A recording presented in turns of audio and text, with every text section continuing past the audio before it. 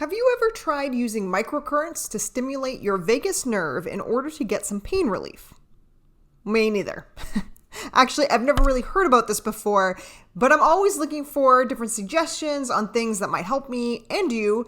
And for those of you not having a lot of success with much else, then stick around to hear naturopath Rob Vanbergen tell us how the Hache Protocol can help. Thanks for tuning in to Chronically Living. I'm Kelsey Harris, chronic illness warrior and psychotherapist. On Chronically Living and How to Make the Most of It, we're providing tangible ways to improve the well-being of spoonies. So get ready to make the most out of your life, even with that pesky chronic illness.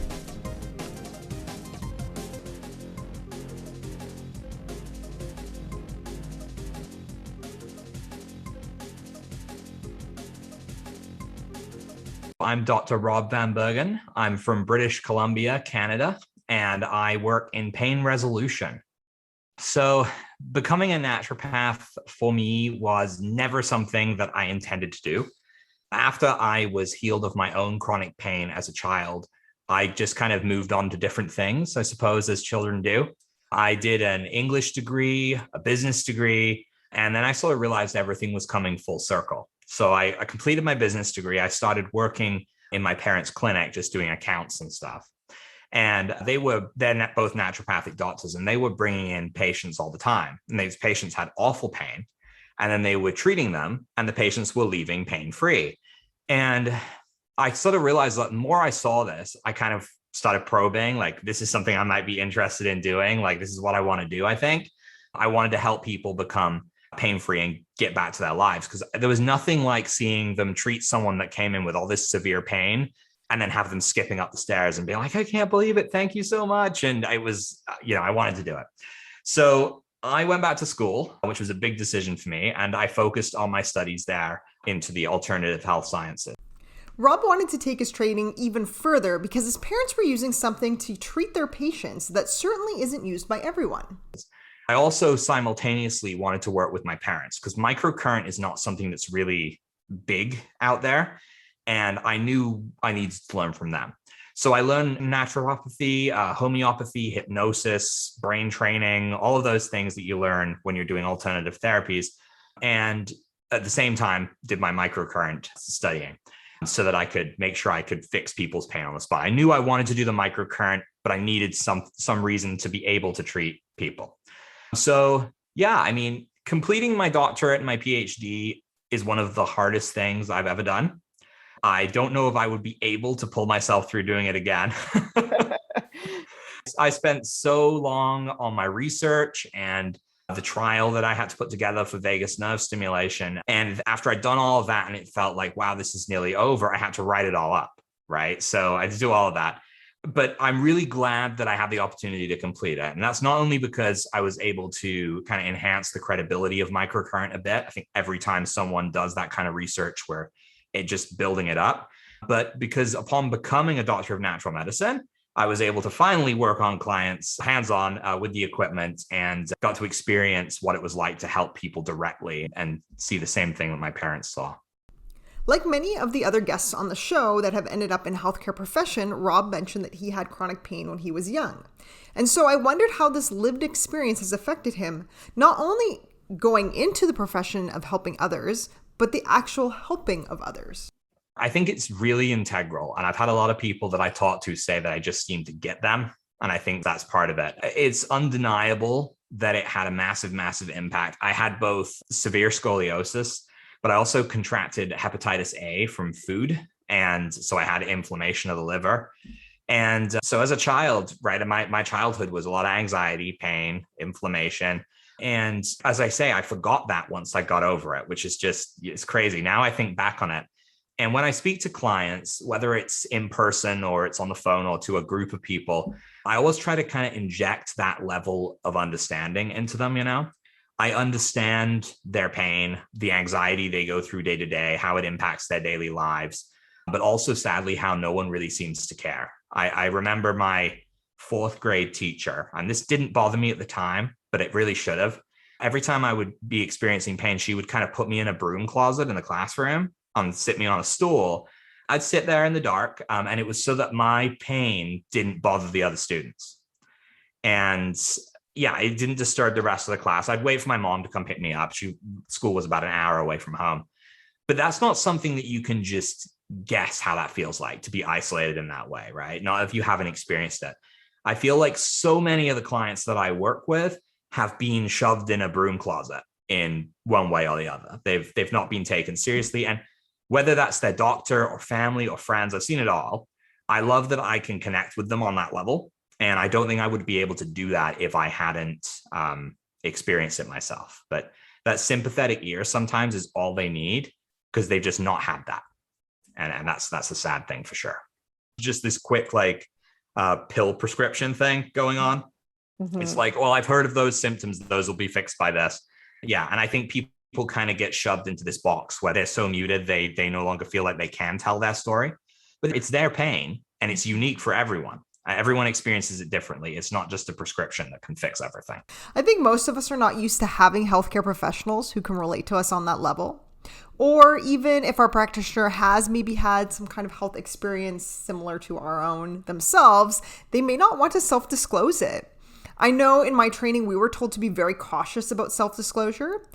But then I also had clinical supervisors who suggested that knowing when to self-disclose, for example, with chronic pain patients, our clients, it's so beneficial to the clients. And I wholeheartedly agree with this. I actually have found that when I self-disclose that I have chronic pain with my clients who also have chronic pain, they seem to just open up more and are more receptive to some of the things that I might be suggesting.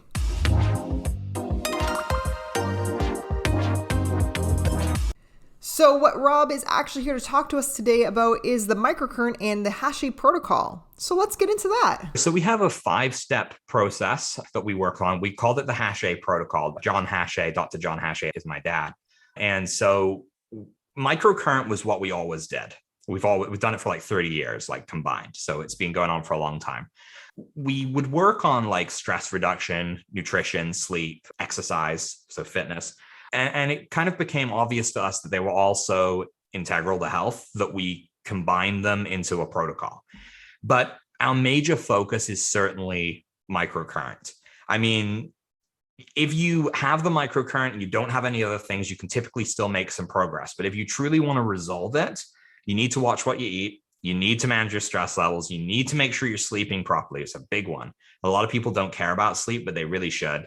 And you need to make sure you're exercising. And exercise can be one of the hardest ones I've seen for people in pain because they think, I say the word exercise and you can see the panic on their face. Like, what are you going to get me to do? But sometimes I'm just like, just to walk through your garden or do some gardening or do something light, go for a little swim, just float in a pool, something that's getting things moving. Because you need that circulation to move. You need the blood flow if you want to heal. Nutrition is huge too. We unfortunately in the Western world live predominantly on junk that's all processed, and that builds up toxins in our body. So we have to work on that. We can work on that through dietary changes, but we can also help the digestive process with microcurrent as well. Sleep, as I mentioned, huge problem for lots of people. They just don't get enough of it.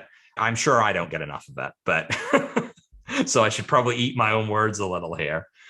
But it's one of those things. It's hard for people to find the time, and especially if you're in chronic pain, sleep is one of the main stages where you heal, right? And you ever go to bed feeling sick and you wake up feeling fine. That healing process is so powerful then.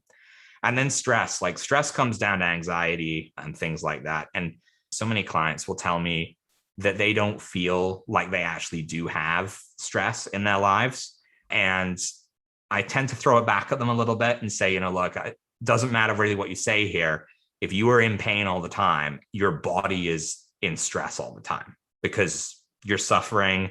You're worried about whether the pain is going to spike. Are you going to be able to go out to lunch with your family? All sorts of different things. So everything kind of falls together. But let's recap the other parts of the protocol before we go into microcurrent. We need to do light exercise. Make any necessary dietary changes to improve our digestion. Take a look at our sleep, which to me indicates really looking at our sleep hygiene. And I did an episode on that way back in season 1, so maybe give that one a listen if you haven't yet. And then stress management, which if you listen to any of my solo episodes, you'll know that I've been giving a lot of psychoeducation on ways that actually can help with that. Microcurrent works on this concept of body electric. So our cells, our tissues, all the signals that happen in our body are electricity. And microcurrent is a non-invasive form of technology that allows you to take the signal that your body is communicating with and use it yourself. So when your brain sends a signal to your hand to say trigger inflammation, you can send a signal to say cancel inflammation. You just need to know the right frequencies. So you can help with so many different things by inserting that element in alone. And often I have to work with people from that level. Either they've come to me and they've already done all the other things because they're quite well-known concepts, or they have come to me and they don't want to change their diet right now. They don't want to do exercise. They're not in a place where they can do that. So they want to know, can we make a change with microcurrent without those things? And the answer is almost always yes. But the enhancement that you're going to get from actually doing the other things first is going to be huge. And I might even say maybe we can get someone 50% better, and then they're willing to commit to the other stuff. And that's often where it comes down to. So microcurrent works with the vagus nerve. We've discussed the vagus nerve before in season 2, episode 4, but that and this are different approaches to working with it. So the vagus nerve, it kind of travels through your body. Vagus means wandering, right? So it's the nerve that's called the wandering nerve because it connects to your brain, but it also connects to all of your vital organs. So everything is touched by this one nerve. The vagus nerve will then transfer tumor necrosing factor signals, which creates inflammation, which creates pain. So when people have a vagus nerve imbalance or they have inflammation, the vagus nerve can be the answer. It was discovered accidentally by Dr. Kevin Tracy when he was injecting some drugs into a rat. And he noticed that when they cut the vagus nerve of the rat, the inflammation went away. It didn't have that kind of signal anymore. So he started exploring different things, and he ended up creating microcurrent stimulators, which they surgically implant in your neck. And those do functionally the same thing we can do without cutting into your body. So the concept is we send a small signal through the vagus nerve, just near the carotid artery. And we do that on the left side of the neck. And that signal will actually reach, the electrical signal will reach every vital organ touched by the vagus nerve and shut down the production of tumor necrosing factors. So inflammation stops being created. So in essence, microcurrent is our ticket to inflammation-free living. And when you don't have inflammation, you don't have pain. And when you don't have inflammation, you can also heal. So you can kind of take this as a gateway to just resolving autoimmune and chronic pain. Hence why we're in the pain resolution business instead of pain management. Okay, so you may be having the same question I do. What kind of chronic illnesses does this help with? Because a lot of illnesses have pain and a lot of illnesses have inflammation. So this sounds like it's very versatile. Most common would definitely be things like autoimmune diseases. Pretty much we lump all autoimmune diseases into one category. Some people don't like that because they like that the autoimmunes have an identity to them. That, I have rheumatoid arthritis, my disease, right? But all autoimmunes are inflammation manifested in a different part of the body. They're all kind of rooted in that. Hashimoto's being of the thyroid, rheumatoid arthritis of the joints, so on and so forth. So we see a lot of these kind of connections here. So vagus nerve will work really well on autoimmune, and autoimmunes also don't have many answers. We do see a lot of chronic pain patients, particularly anything ending in itis being an inflammation. And so anyone with arthritis probably being one of the most common. But the thing is that autoimmune diseases don't have many non-extreme treatments, whereas pain tends to have a lot more non-extreme treatments. So I think people don't want to go down the autoimmune drugs route and they look for things. Whereas in pain, they're willing to pop a couple of Tylenols and call it a day for a little while until it becomes too bad. But anyone experiencing any kind of pain is really kind of our forte. But autoimmunes highlighted definitely for me. Now, wait a second. What about non-inflammatory illnesses? So, for example, fibromyalgia typically doesn't come with inflammation. I know that my fibromyalgia and UCTD, I rarely get inflammation, but I often have pain. So how does all this work then? And I just want to warn you guys, with fibromyalgia, some of you may not 100% like this answer, but it actually aligns pretty well with the research on the subject. So fibromyalgia, we've noticed, is related a lot to stress and anxiety and pent-up emotion. My dad will call it, and hopefully I won't get in trouble for saying this on here, he will call it pissed offitis. There's a lot of like hard emotion behind people with fibromyalgia, and we often find that when we treat them, they totally become a different person because their whole nervous system is so out of whack. A lot of the pain points are quite specific as well. When you get diagnosed with fibromyalgia, you have to be, I think it's a 9 of 13 points or something along those lines, or 13 of 17 points on the body have to be in pain for you to earn a diagnosis of fibromyalgia.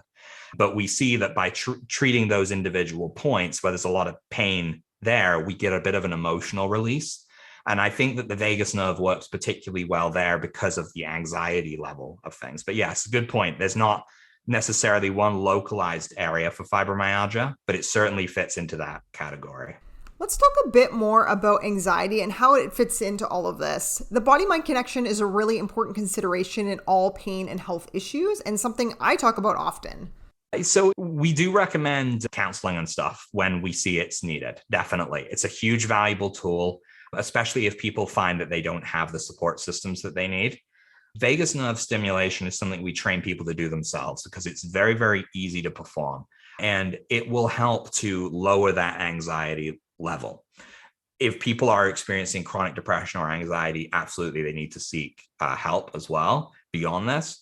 But the way it kind of works, like with the anxiety side of things and vagus nerve stimulation, is anxiety, beyond just being something that makes it hard for you to go out in public and do things like that, it totally shuts down your ability to heal. So if you're experiencing anxiety, you're most likely in fight or flight mode, which is your survival mode. You're in this mode because your body is not caring about healing. It wants to survive. If I go outside here in Canada, this happens all the time. I go outside and I see a bear at the end of my driveway. I probably want to run back inside. So I enter survival mode to run. Everything else is disabled while I try and survive. People in chronic pain are in survival mode. And whether it's because they don't know when the pain's going to come back, or they're worried about how they're going to get through this visit with their grandkids, or whatever it may be, they're running from the bear. They're trying to survive. And this big effect on their bodies means that you're in this constant state of anxiety is creating a huge production of cortisol. So our immune system drops. So we're super vulnerable to getting sick. And when you're not working on healing, because you don't need to heal when you're trying to survive, your anxiety is just kind of building on that not healing process. So you end up in this kind of like cyclical cycle where you're just self-fulfilling prophecy here. But when you work on the vagus nerve, or when you work with brain waves to try and alter their pattern, and you make them an alpha wave instead of a beta wave, of beta being fight or flight, you enter this alpha brain state, you are far, far better off. This is known as your rest, digest, assimilate, and repair mode. So it allows you to enter a state in which you can eliminate inflammation and heal. If you're in an alpha brain state, inflammation should not be part of the equation, because you can't relax if you're inflamed and in pain. So you flip it on itself and you're able to benefit extremely from it. So because this isn't a widely used protocol and is very specific to the work of Rob and his parents, I'm curious about some of the results he's seen with his patients.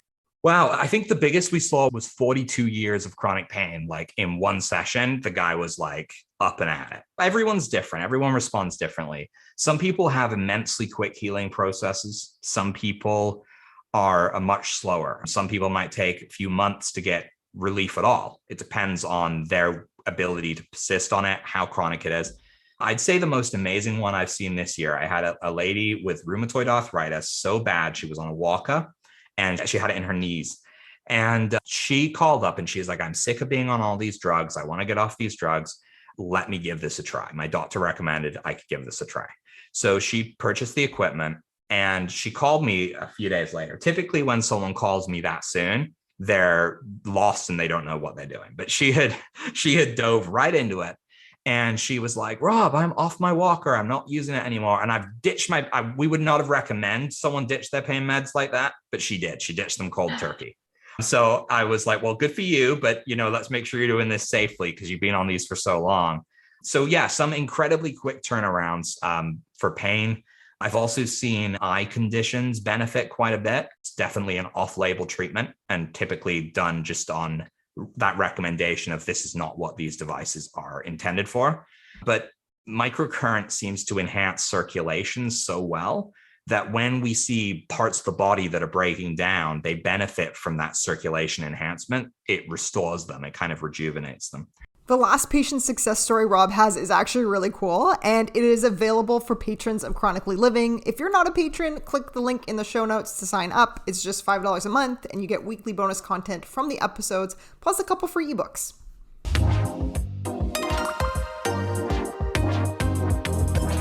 I love when my guests are able to give you some tangible at-home tips so you can start to improve your well-being now. And luckily, Rob does not disappoint.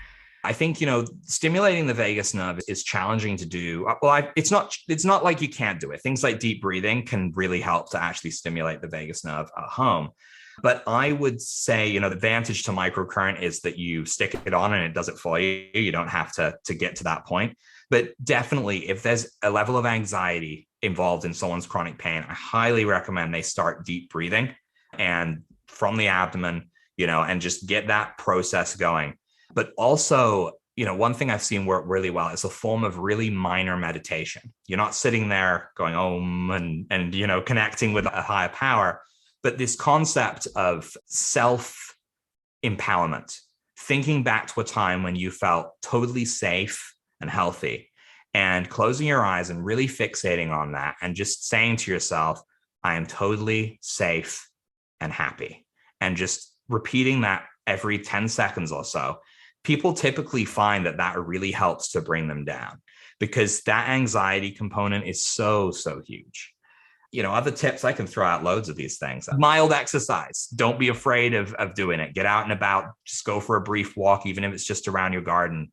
Nutritionally, don't go on some big, huge fad diet and, make it really hard for yourself. Look at something like just a basic elimination. Take one thing, pull it from your diet, give it 14 days to a month and see if you see improvement. Most people will find it's some one of the common things, whether it's legumes, dairy, gluten, right, sugar, something like that. Just being aware of those little things and going to bed every day at the same time, even if it's your day off and you want to, stay up late, it's not doing you any favors. Yeah, I can attest to that last one because I have definitely been not going to bed at the same time and I've noticed that. It makes a big difference, right? It's crazy. It's crazy. So I just wanted to mention that the meditation Rob was speaking about is really a form of self-compassion. And there's a ton of research showing that self-compassion is a really effective treatment in and of itself for chronic pain. It also reminds me of like a loving kindness or kind hand meditation, both of which I will link in the show notes. Are you ready for our lightning round questions? Oh, maybe. All right. So what are the top 5 songs that describe your life? Okay. So this is really hard for me because I'm not a huge music person. I will be able to nail down one song that describes my life, but I think it does so very, very well. So have you ever seen Hamilton? No, I have not yet. You have not? No, okay. Because I want to see it on stage, so I didn't want to watch the Disney one. Yeah, no, I get that. I would have seen it on stage too if we could travel so easily. So there's one song in Hamilton called Non-Stop. And essentially it's where Hamilton is going on after the war and he's just going berserk in getting things done. And my wife will tell me that describes my life essentially. Just like Hamilton, I feel like I'm never stopping, which I know is not healthy. People take breaks. Listen, I totally feel like I'm running a million miles a minute. And honestly, it was like my theme song when I was doing my dissertation. It was just every waking moment was just type. So yeah, I feel like that one song describes my life. And I thought maybe after completing my dissertation, that would change, but it hasn't. It's just different kind of busy, Yeah, for sure. What's one thing you can't go a day without doing? Swimming.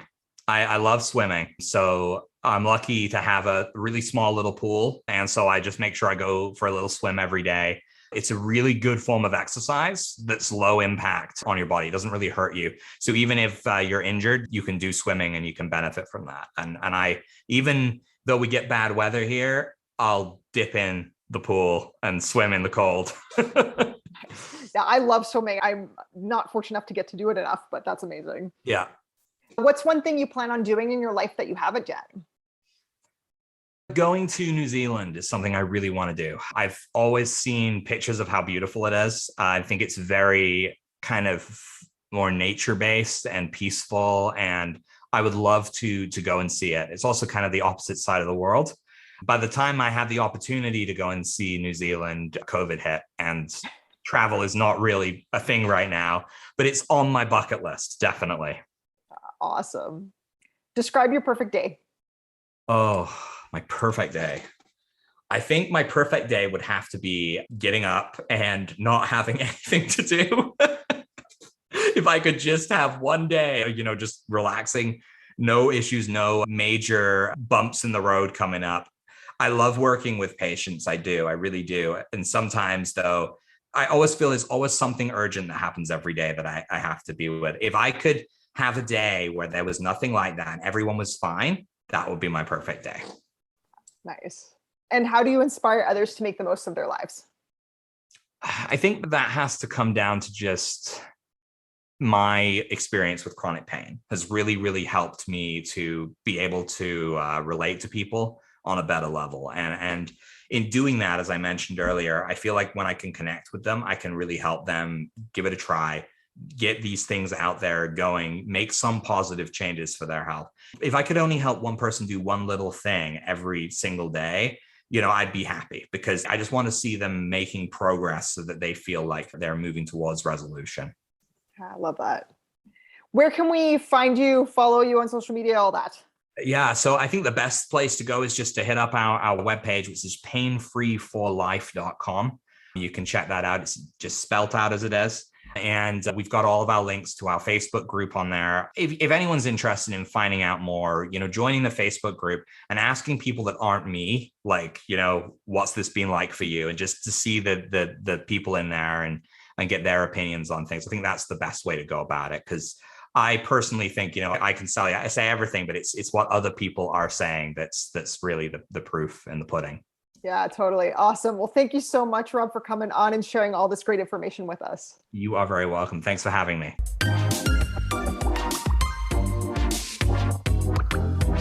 Okay, so lots of interesting information. Definitely makes me want to give microcurrents a try to see how helpful that ends up being. And ironically, I also live in British Columbia, Canada, so that is a possibility, I suppose. I gotta say that the other lifestyle components Rob mentioned make so much sense and have really been recurring themes as we talk to all kinds of different healthcare experts on the show. And if you're struggling with some of these changes, that's completely normal. It's super hard to make them, and finding the appropriate support systems, whether that's a particular healthcare provider, a counselor or therapist, a coach, or a support group, it can really definitely help you on your journey. Let's reflect for a moment here. What did you notice about your thoughts and feelings as you listened to Rob talk about the protocol and his tips for getting started on improving your well-being now? And using that part of you that notices everything, what are you noticing now about that noticing? Have a great week and keep making the most of it. Special thanks to Marty for the original music and Charity Williams for the original artwork.